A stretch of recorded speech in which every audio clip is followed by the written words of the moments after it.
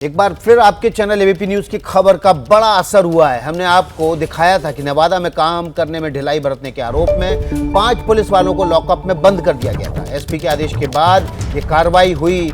अब आईजी ने इस केस में एफआईआर दर्ज करने का आदेश दिया है। एबीपी न्यूज के स्टिंग ऑपरेशन में पुलिस वालों ने अपनी आपबीती सुनाई थी। दरोगा को लॉकअप में बंद कर दिया था। इसके अलावा 3 अन्य पुलिसकर्मी भी शामिल थे।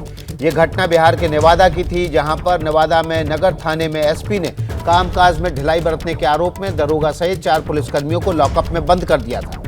एबीपी न्यूज ने इस पूरी खबर को तफसील से दिखाया था। इसके बाद एक्शन में आई पुलिस के बड़े अधिकारी और SC/ST एक्ट में दर्ज होगी एफआईआर, ये कहा गया है। प्रकाश कुमार हमारे सहयोगी इस बड़ी खबर पर ज्यादा अपडेट के साथ जुड़ गए हैं। प्रकाश, आईजी की नींद तब खुली जब एबीपी न्यूज ने खबर दिखाई। देखिए, ये जो पूरा मसला है, जो हमारे सहयोगी हैं नवादा से अमन ने वो बताया था कि किस तरह से स्टिंग ऑपरेशन में कि जो वहाँ पुलिसकर्मी थे, एसआई और दरोगा, एएसआई और दरोगा, 3 दरोगा थे, इन लोगों को किस तरह से हाजत में बंद कर दिया था। और वो रो रो कर बता रहे थे कि कैसे उन्हें वर्दी में ही उन्हीं के थाने में हवालात में भेज दिया गया था और आधे घंटे तक उसी हवालात में थे। इसके बाद से काफ़ी हंगामा मचा था। जांच की बात एडीजे हेडक्वार्टर ने कही थी, लेकिन जांच तो अलबत्ता है वो अपनी जगह है, वो चल रही है। लेकिन इसी बीच में एडीजी वीकर सेक्शन जो है अनिल यादव, वो उन्होंने आईजी को, यानी जो मगध रेंज के आईजी हैं, गया में बैठते हैं, उन्हें आदेश दिया है कि वो इनके एसपी के खिलाफ में एफआईआर दर्ज करें और इसके बाद जो कुछ भी हो सकता है उनके खिलाफ में कार्रवाई करें।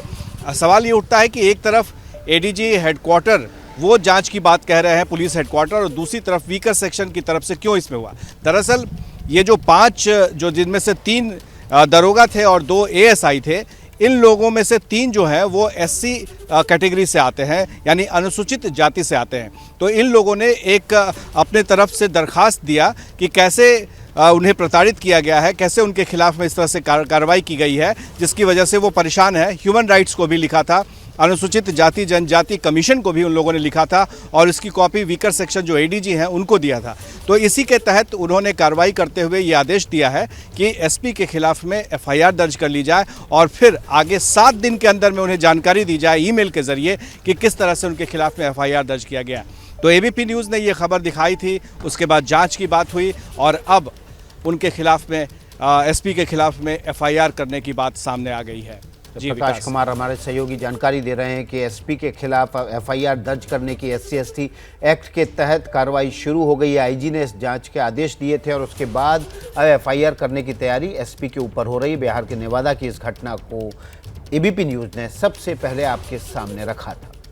बिहार की हर खबर पर एबीपी न्यूज़ ने आपको रखा है आगे और प्रकाश कुमार हमारे सहयोगी हैं, उनके पास फिर से चलते हैं और जानकारी लेते हैं। प्रकाश, एफआईआर दर्ज होने के बाद SC/ST एक्ट में 6 महीने तक तो जमानत नहीं होती, तो एसपी जेल जाएंगे क्या?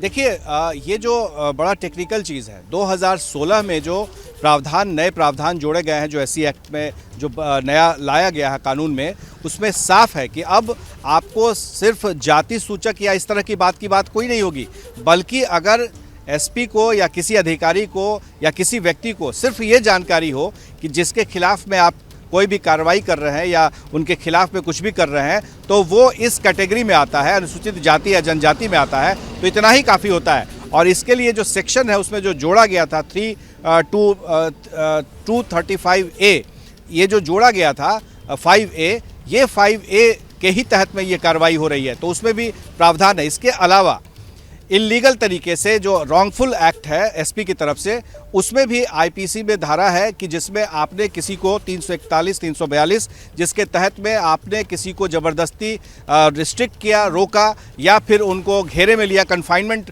जो कहते हैं वो किया, तो इसलिए उसके खिलाफ में ऐसे भी जो व्यक्ति करता है या जो पोजीशन वाला व्यक्ति करता है उसके खिलाफ कार्रवाई हो सकती है और एफआईआर दर्ज हो सकता है। तो ये कॉग्निजेबल ऑफेंस जिसे कहा जाता है, संज्ञेय अपराध है, उसकी श्रेणी में ये सब कुछ आता है। तो एक तरफ SC/ST एक्ट के तहत में जो नए प्रावधान किए गए हैं उसके तहत कार्रवाई की बात हुई है, एफआईआर दर्ज की बात हुई है। दूसरी तरफ 341, 342 जो आईपीसी की धारा है, रॉन्गफुल कन्फाइनमेंट और रॉन्गफुल रिस्ट्रिक्शन, इसके तहत भी कार्रवाई की बात। और ये तीनों धाराओं के साथ ही ये कहा गया है कि इन धाराओं में एफआईआर दर्ज की जाए और उनके खिलाफ में कार्रवाई की जाए। लेकिन ये देखना होगा कि क्या पुलिस इस पर कार्रवाई करती है।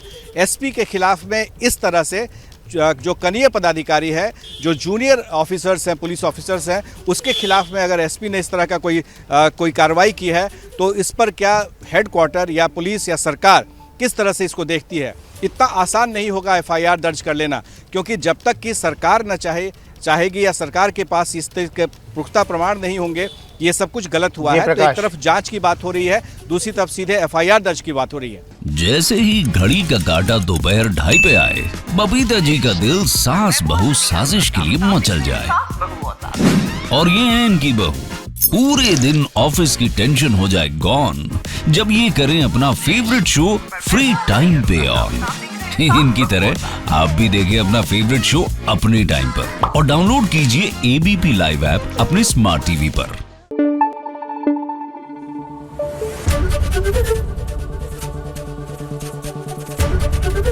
एबीपी न्यूज आपको रखे आगे।